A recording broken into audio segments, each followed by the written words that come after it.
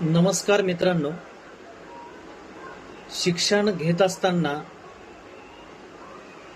नेहमी आपल्या मुलानं आपल्या जीवनामध्ये एखाद्या चांगल्या क्षेत्रामध्ये नाव कमवावं, यश मिळावं आणि आपण ज्या काही खस्ता खाल्लेल्या आहेत त्या आपल्या मुलानं त्याच्या जीवनात खाऊ नयेत, हा अत्यंत महत्वाचा आणि प्रामाणिक असा विषय त्या ठिकाणी पालकाच्या मनामध्ये नेहमी घोळत असतो. तर मला वाटतंय विद्यार्थ्यांनी आपल्या जीवनामध्ये शिक्षण घेत असताना कुठेतरी एखादं ध्येय त्या ठिकाणी निश्चित केलेलं असावं. त्याचबरोबर शिक्षण घेताना कुठे आपलं एखादं क्षेत्र निवडणं ते अत्यंत महत्वाचं आहे.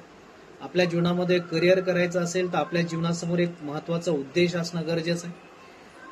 मी तुम्हाला एक उदाहरण सांगतो. ज्याप्रमाणे आपण एसटी मधून प्रवास करत असताना त्या कंडक्टरला सांगतो मला इथं इथं जायचं आहे आणि इथलं मला तिकीट दे, त्या पद्धतीने आपण एखादा स्टॉप निवडतो, नंतर आपण त्या स्टॉपवर उतरतो. गाडीत बसला असताना आपल्याला कुठे जायचं हे आपल्याला सांगावं लागतं. तसंच शिक्षणाच्या गाडीमध्ये प्रवास करत असताना आपणही असाच कुठेतरी एखादा महत्वाचा स्टॉप निवडणं गरजेचं आहे.